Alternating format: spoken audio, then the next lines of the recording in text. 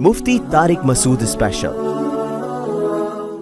آپ کہتے ہیں کہ جس چیز کی اہمیت ہو اتنی ہی اس کو اہمیت دینی چاہیے، تو پھر اگر کوئی خاتون مہنگائی کی وجہ سے ویسے ہی جاب کر رہی ہوں، پردے کی پابندی کے ساتھ، تو حرام اور گناہ کبیرہ تو نہیں ہے شریعت میں، پھر آپ کیوں زیادتی کر رہے ہیں اس معاملے میں؟ میں نے تو زیادتی نہیں کی، میں نے کہا بھائی میں تو، میرا اپنا معمول یہ ہے، ہم نے اپنے گھر میں اناؤنسمنٹ کی ہوئی ہے کہ ہماری گھر کی خواتین کو، بچیاں ہوں یا گھر والے ہوں، بالکل گھر سے باہر جاب کرنے کی اجازت نہیں ہے۔ یہ میں نے اپنا معمول بتایا نا، میں کوئی فتویٰ تھوڑی دے رہا ہوں۔ روکھی سوکھی کھا لو، فاقے کر لو، ہماری پرمپرا ہے کہ گھر کی عورت گھر کے اندر، یہ ہماری پرمپرا ہے، میرا اپنا مزاج ہے، سمجھتے ہو؟ میں نے اپنے حالات بھی بتائے جمعے کے بیان میں، کچھ تھوڑے سے ماضی کے حالات، میں نے کہا بھائی کچھ بھی ہو، روکھی سوکھی کھائیں گے، ہماری پرمپرا ہے۔ بیٹی بھی ہم کہیں بیاہ کے جائے گی تو اس کو بھی بھائی یہ بچی جاب نہیں کرنے دیں گے ہم، مرد کی آمدن، ہماری پرمپرا ہے آمدن مرد کی ہوگی، تھوڑی ہو یا زیادہ۔ اسی بیان میں نے یہ بات بھی کہی ہے کہ اگر کسی کی بیوی کسی ضرورت سے جاب کر رہی ہے تو وہ ان کا گھر کا مسئلہ ہے، میں کسی کو برا نہیں کہہ رہا۔ ایک تو ہر ایک میں توکل ایک جیسا نہیں ہوتا، بعض خواتین کے حالات ایسے ہوتے ہیں ان کو جاب کرنی پڑتی ہے۔ مجھے ایک ایئر ہوسٹس ملی، اس نے کہا خدا کی قسم مفتی صاحب میں اس جاب کو پسند نہیں کرتی، لیکن اگر میں یہ جاب نہ کرتی میرے پاس بدکاری کے علاوہ کوئی راستہ نہیں تھا۔ اس کے لیے تو مجبوری ہے بھائی، اللہ ہم سب کو ایسی مجبوری سے، کیونکہ طلاق یافتہ تھی، شوہر نے چھوڑ دیا تھا اس کو، کوئی پرسان حال نہیں تھا، خاندان نے لفٹ نہیں کرا تھا آج کل، تو بھائی میں تو سمجھتا ہوں غیرت مند تھی کہ ایئر ہوسٹس کی جاب کر، اس کو ایئر ہوسٹس ہو کے بھی میں غیرت مند کہوں گا کہ نہیں کہوں گا؟ اس کے پاس اس کے علاوہ کوئی آپشن نہیں تھا۔ تو کسی شخص کو میں کبھی بھی برا نہیں کہہ سکتا، کون جاب کر رہا ہے اس کی کیا مجبوری ہے، لیکن میں اسلام کا اصل حکم تو بتاؤں گا نا۔ اسلام چاہتا یہ وقرن فی بیوتکن، عورت کی ذمہ داری گھر کی چار دیواری، سمجھتے ہو؟ یہ شعر یاد کر لو، عورت کی ذمہ داری گھر کی چار دیواری۔ تو ہماری پرمپرا یہی ہے۔ لوگ کہتے ہیں ہندی الفاظ یوز کرتے ہیں، اردو سمجھ میں نہیں آ رہی نا، اردو سمجھ میں نہیں آ رہی، کبھی انگلش میں ہمیں بات کرنی پڑتی ہے، کبھی ہمیں ہندی میں بات کرنی پڑتی ہے، اردو میں ایک دفعہ سمجھایا تھا نا، جمعے کو نہیں آئے سمجھ میں، تو دوبارہ مجھے اس کو بتانا پڑ رہا ہے۔ تو غیرت کا تقاضا یہی ہے کہ یار بیگم کہاں ہو؟ گھر میں ہو۔ بولے بیگم سے بولو بھائی دیکھو ہمارے نبی صلی اللہ علیہ وسلم کے ساتھ بھی یہ حالات ہوئے کہ گھر میں چولہا جلنا بند ہو گیا، 40 دن گھر میں چولہا نہیں جلتا۔ امہات المومنین بھی انسان تھی، انہوں نے شکایت کی، ہمیں کیا چاہیے بھائی؟ نان نفقہ چاہیے۔ اب نبی صلی اللہ علیہ وسلم کے تو گھر میں فاقے تھے، اور آپ نے اللہ سے اپنے لیے پسند بھی فاقے کیے۔ آپ چاہتے بھی یہی تھے کہ میری زندگی کیا ہو؟ فاقوں والی۔ اس میں بڑی حکمتیں تھیں، میں اور آپ کے لیے یہ نہیں ہے کہ ہم چاہیں کہ ہمارے لیے فاقوں والی زندگی ہو۔ نبی آخری نبی تھے نا، تو اللہ نے آپ کو ہر لحاظ سے کامل بنانا تھا، تو نبی نے سب کے لیے پسند کیا ہوتا تو حضرت عثمان کو مال رکھنے کی اجازت نہ دیتے، بہت سے صحابہ مالدار تھے، آپ نے اجازت دی، اپنے لیے کسی حکمت سے آپ نے لیے فقر و فاقہ والی زندگی کو پسند کیا۔ تو فاقے ہیں، تو جب نبی کی ازواج نے کہا کہ گھر میں یہ مسائل ہیں، تو آپ نے کیا فرمایا؟ تعالینا امتعکن واسرحکن سراحا جمیلا، ٹھیک ہے میں تمہیں کچھ مال دے دیتا ہوں اور تمہیں اختیار دیتا ہوں، اپنے اوپر طلاق واقع کر لو اور آزاد ہو جاؤ، پھر جہاں چاہو نکاح کرو، لیکن اگر اللہ رسول چاہیے تو اسی غربت میں گزارا کرنا پڑے گا۔ سمجھ میں آ رہی ہے بات کہ نہیں آ رہی ہے؟ تو یہ جو ہے کیا نام ہے، پھر وہ الگ بات ہے، امہات المومنین نے نبی ہی کو اختیار کیا، نہیں بھی ہمیں یہ غربت راز ہے لیکن آپ کے نکاح میں ہم رہنا چاہتے ہیں، اس کے بعد پھر کبھی مطالبہ نہیں کیا انہوں نے۔ تو ہمارے گھر میں الحمدللہ ایسے نہیں فاقے ہوتے، کسی کے گھر میں نہیں ہوتے فاقے، لیکن ذرا سی باتوں پہ یار ایکچولی 10 لاکھ روپے آدمی کما رہا ہے، ایکچولی گزارا نہیں ہوتا۔ ہم دونوں مل کے جاب کرتے ہیں تو آدھا بچہ پل رہا ہے اس میں، آدھا اس لیے کہ ابھی پیدا نہیں ہوا کمبخت، وہ ابھی سے اتنے خرچے ہیں۔ میں نے ایک دفعہ کہا میرے 19.25 ہیں، لوگوں نے کہا سوا کے کیا مطلب؟ میں نے کہا تو نہیں سمجھے گا۔ پھر میں نے کہا 19.25 ہو گئے، کہہ رہے 19.25 کا کیا؟ میں نے کہا نہیں ابھی تو چھوڑ دے، تو ہمارے لیول کا، تو ہمارے ٹخنے کے برابر نہیں ہے تو۔ میں نے کہا اس کے لیے 1 سال میرے بیانات میں آؤ، پھر 19.25 اور 19.25 کا مطلب سمجھو گے تم۔ سمجھ رہے ہو بات کو؟ یہ میں مذاق کر رہا ہوتا ہوں ان سے، میں کوئی تکبر نہیں کر رہا ہوتا، لیکن خیر۔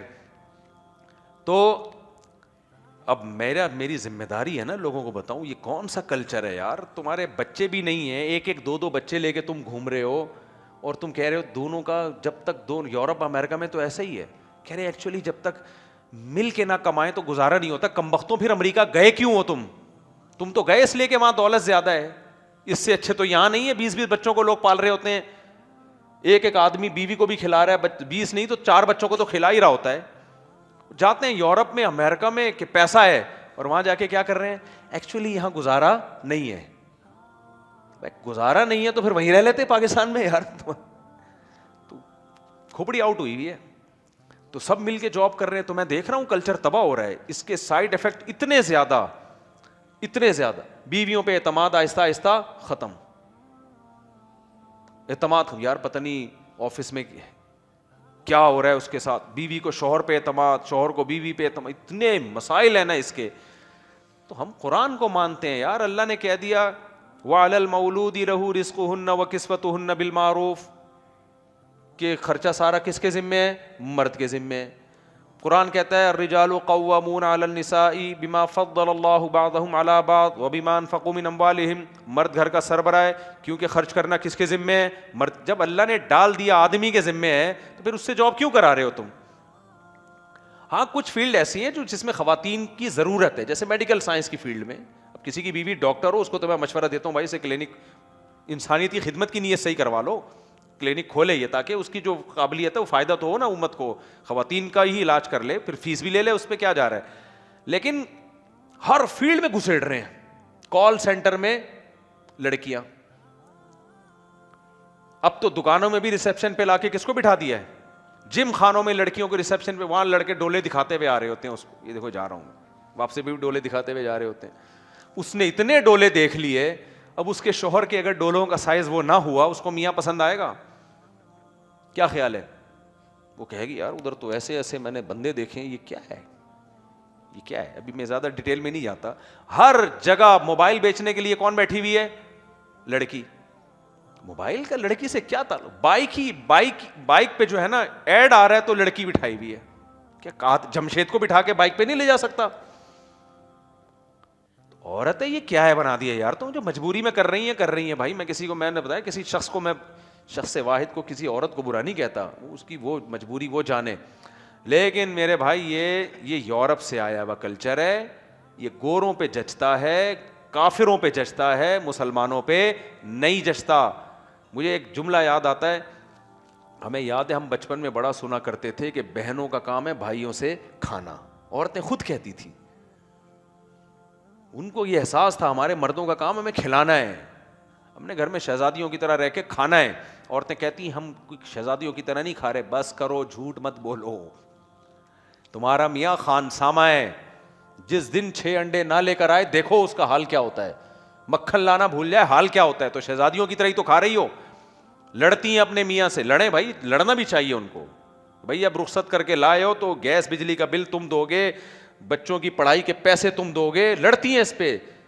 تو لڑنا اس کی علامت ہے کہ وہ سمجھتی ہیں کہ ہمارا یہ رائٹ ہے. تو شہزادی نہیں ہوئی تو اور کیا ہوئی.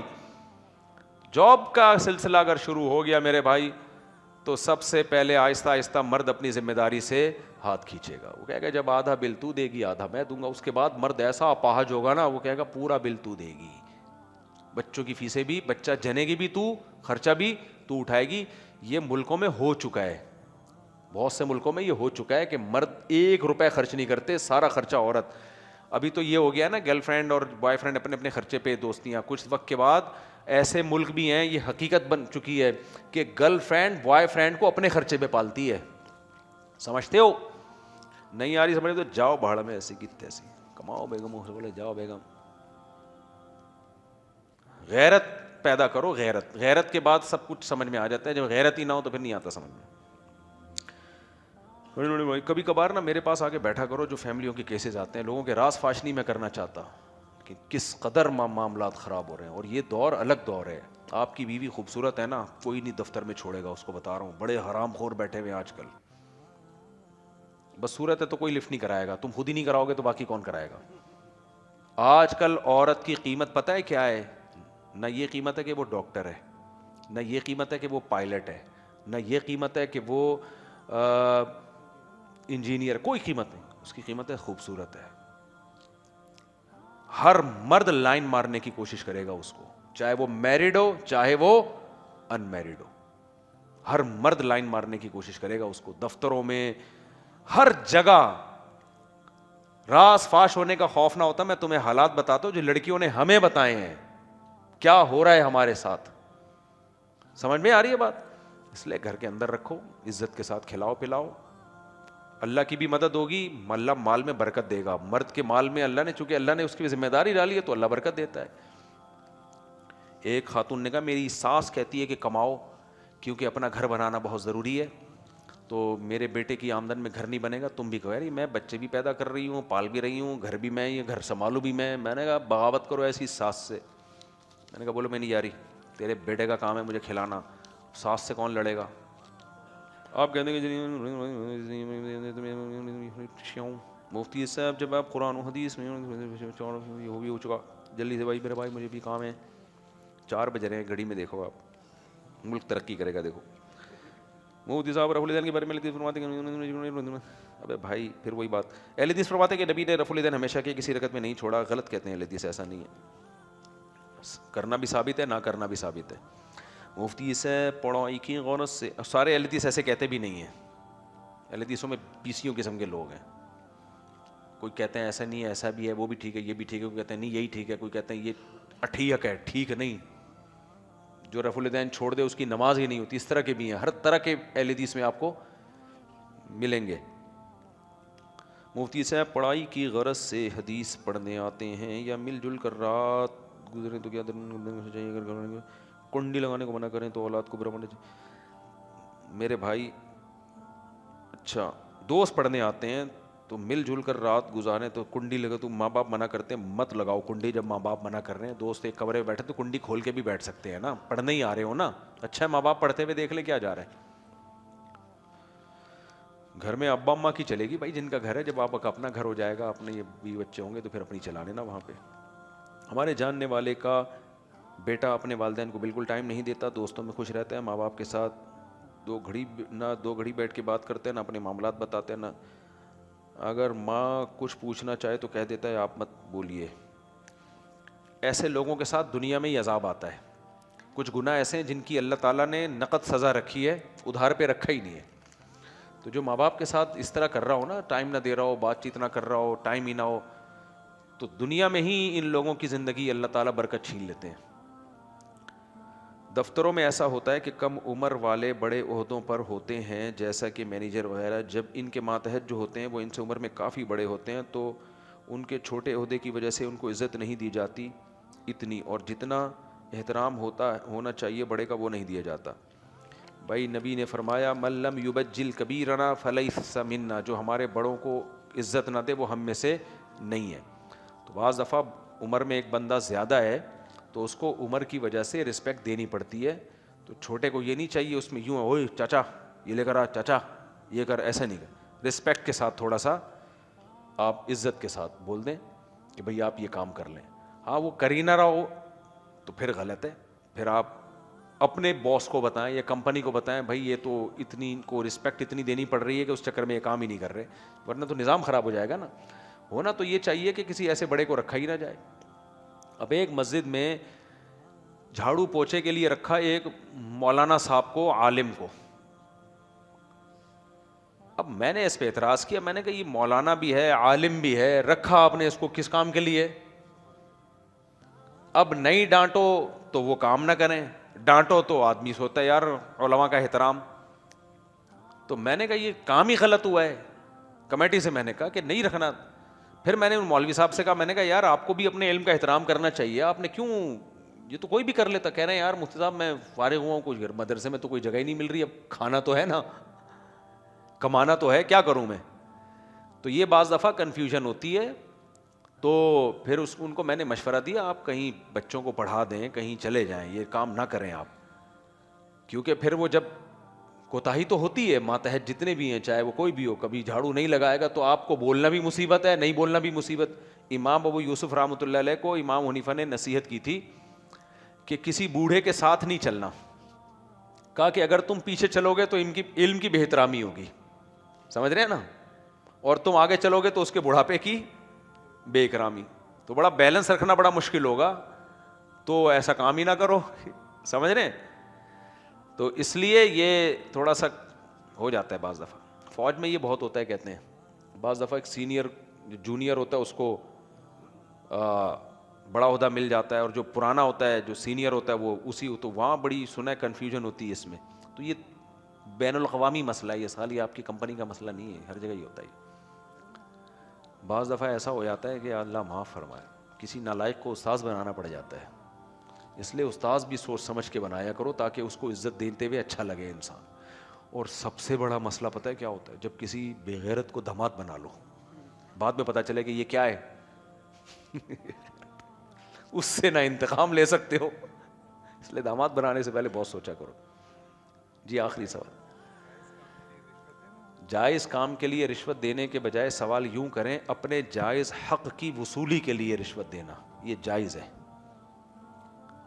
بعض دفعہ یہ ہوتا ہے کہ نہیں, آپ نہیں ہوگے. بعض دفعہ یہ ہوتا ہے, اب ہمارے ایک بڑے بزرگ تھے ہمارے خاندان میں, ان کا انتقال ہو گیا, بہت اللہ والے تھے, بڑے پرہیزگار, اللہ ان کی مغفرت کرے. وہ ہندوستان سے جب مائیگریٹ کر کے آئے تو ایک موٹر سائیکل ساتھ میں لا رہے تھے. وہ اس زمانے میں موٹر سائیکل بھی بڑی ویلیو ہوتی تھی, ٹھیک ٹھاک مہنگی چیز تھی موٹر سائیکل بھی. تو ماشاءاللہ بارڈر پہ آپ کو پتہ ہے ہمارے ہاں بھی رشوت چلتی ہے, ان کے ہاں بھی رشوت چلتی ہے. اب پاکستان میں بارڈر پہ ان کو روک لیا تو وہ رشوت دیے بغیر چھوڑ نہیں رہے تھے. تو حالانکہ وہ ٹیکس ویکس جو بھی تھا انہوں نے پے کیا ہوا تھا, الگ سے رشوت دینی پڑتی. انہوں نے بولا میں رشوت لینا بھی حرام دینا بھی حرام, بائک چھوڑ کے آ گئے اپنی نا. تو ایسی صورت میں دینا جائز ہے, اس لیے کہ آپ کا رائٹ ہے نا, آپ نے ٹیکس بھی دیا ہے, سب کچھ ہے. تو پھر اگر کوئی یہ رکاوٹ بن رہا ہے تو پھر لینے والا گناہ گار ہوگا. آپ تو اپنا جائز حق وصول کر رہے ہو. آپ کے اندر کوئی قابلیت ہے, گورنمنٹ کی کوئی ملازمت, کوئی ویکینسی آئی ہوئی ہے, آپ اس پہ پورے اترتے ہو. آپ کو پتہ ہے میں صرف رشوت نہ دینے کی وجہ سے پیچھے رہ جاؤں گا اور دوسرا رشوت دے کے آگے چلا جائے گا. تو ایسی صورت میں جو آفیسر رشوت لے رہا ہے صرف وہ گناہ گار ہوگا, آپ گناہ گار نہیں ہوگے. تو بہت ساری جگہوں پہ رشوت دینی پڑتی ہے. کسٹم میں جو بزنس کر رہے ہیں ان کا جو امپورٹ ہوتا ہے, بہت دفعہ رشوت دیے بغیر کہہ رہے ہیں ہمارا کنٹینر نکلتا ہی نہیں ہے, وہ اتنی مسائل میں ڈال دیتے ہیں آپ کو. تو وہاں بھی پھر اب فتویٰ یہی دیا جاتا ہے بھائی مجبوری ہے, دینے کی گنجائش ہے. السلام علیکم. وعلیکم السلام. حضرت میرا آپ سے سوال تھا کہ 12-13 سال ہو گئے میرے والد کو فوت ہوئے ہوئے. جی. تو جب بھی مجھے خواب میں آتے ہیں تو اکثر وہ جمعرات ہی کے دن آتے ہیں, اس کے علاوہ کبھی نہیں آتے. ایسا نہیں ہے کہ میں رات کو ان کے بارے میں سوچتا ہوں تو رات کو خواب میں آ گئے, میں نے کبھی گمان میں بھی نہیں لاتا ہوں میں, لیکن وہ خواب میں آتے ہیں تو صرف جمعرات کی رات کو آتے ہیں اور اس کے علاوہ نہیں آتے. ایسا کیوں ہے, اس کی آپ رہنمائی فرمائیں. جمعرات کو یہ آپ اپنے ابو سے ہی پوچھیے گا. جب ابو خواب میں آئیں تو آپ کہیں ابو کیا باقی 6 دن آپ کو چھٹی نہیں ملتی ہے فرشتوں کی طرف سے ملاقات کے لیے؟ تو ٹینشن لینے کی بات نہیں ہے, بس دعا کیا کریں والد صاحب کے لیے, صدقات و خیرات کیے, کہ جمعرات کا اس سے کوئی شریعت سے کوئی تعلق نہیں ہے. اور اس دفعہ آپ خواب میں آئیں تو پوچھ لیں ابو سے, ٹھیک ہے. اور مجھے بھی اگلے اتوار کو, اچھا اگلے اتوار کو بیان نہیں ہوگا, میرا سفر ہے, جمعے کو بھی نہیں ہوگا, اتوار کو بھی نہیں ہوگا, باہر کا سفر ہے میرا. تو یہ اچھا ہوا یاد دلا دیا آپ نے. جی مجھے بتانا ضرور ہے جب دوبارہ بیان ہوگا نا, میں سفر سے واپس آ جاؤں کہ ابو سے آپ نے پوچھا انہوں نے کیا جواب دیا. السلام علیکم. وعلیکم السلام. صاحب ملتان سے مسافہ کرنا چاہتا ہوں. اچھا چلیں کرتے ہیں, 1 منٹ ذرا صبر کریں. اور کوئی سوال جلدی جلدی بھائی 1-2 سوال لے لیتے ہیں. ایک تو یہ پرچیوں والے سوال کے بارے میں لوگوں کو شکایت ہے, میں جواب لمبے بہت دے دیتا ہوں, ہے نا, مختصر نہیں ہوتے. السلام علیکم. وعلیکم السلام. مولانا چنیوٹی کا بھتیجا مسافہ کرنے کے لیے آیا. مولانا چنیوٹی کے بھتیجا. ارے منظور چنیوٹی, جی ماشاء اللہ ماشاء اللہ. ضرور آپ سے تو ضرور میں خود آؤں گا آپ سے ملنے. ان کو سوال جواب کے بعد نا ان کو وہاں بٹھائے ادھر. منظور چنیوٹی رحمۃ اللہ رحمہ اللہ تعالیٰ بڑے بزرگ تھے. وہی انہوں نے جو قادیانی کے خلاف کام کیا ہے نا, ان کا مجھے مناظرہ وہ ایک دفعہ یاد ہے, ہمارے جامعۃ الرشید میں آئے تھے وہ کورس کروانے کے لیے قادیانیت پہ. کہتے ہیں ایک مرزا قادیانی سے, وہ جو ایک تھا قادیانی کو بڑا, میں نام بھول گیا, اس سے مباہلہ تھا. مباہلہ, وہ کم وقت الٹے سیدھے چیلنج دے دیتا تھا نا. ابھی کیا بولوں, یہ سب کے سامنے مناسب نہیں ہے, تو پھر اکیلے میں بتاؤں گا. ایک ملفوظ تو ان کا مجھے بہت یاد ہے, جب انہوں نے ربوہ کا نام چینج کروایا نا, اس کا نام چناب نگر رکھا ہوا ہے نا, تو وہ ہمارے مدرسے میں آئے تھے, تو انہوں نے مجھ سے پوچھا کہ آپ کو پتہ ہے کہ ربوہ کا نام تبدیل ہو چکا ہے؟ میں نے کہا نہیں. کہہ رہے ہیں آپ کو پتہ ہی کوئی نہیں, ادھر مٹھیائیاں بٹ رہی ہیں. تو مٹھائی کو وہ کہہ رہے تھے مٹھیائی. بار بار یہ جملہ ریپیٹ کر رہے تھے, مجھے ان کی سادگی پہ مزہ بڑھا رہا تھا. کہہ رہے ہیں ادھر پتہ ہی کوئی نہیں, ادھر مٹھیائیاں بٹ رہی ہیں, مٹھیائیاں بٹ. اب ہم تو پہلی دفعہ یہ مٹھائی کا لفظ ہم نے مٹھیائی سنا نا, پھر بار بار ادھر تو کسی کو پتہ ہی کوئی نہیں ہے اور ادھر مٹھیائیاں بٹ رہی ہیں.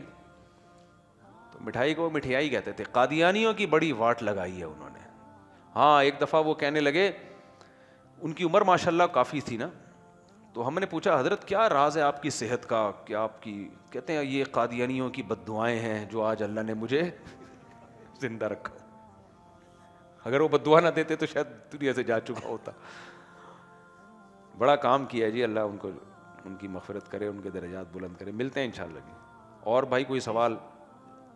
جی مفتی صاحب ایک بات ہے, میری شادی ہوئی ہوئی ہے تو وائف جو ہے وہ مطلب پریگننٹ تھی یہاں پہ پچھلے سال اپریل میں. تو وہ یہاں سے میری مرضی کے بغیر اور میرے کسی سے پوچھے بغیر میری کسی بھی, تو وہ اپنی امی کے گھر گئی ہوئی ہے پنجاب میں.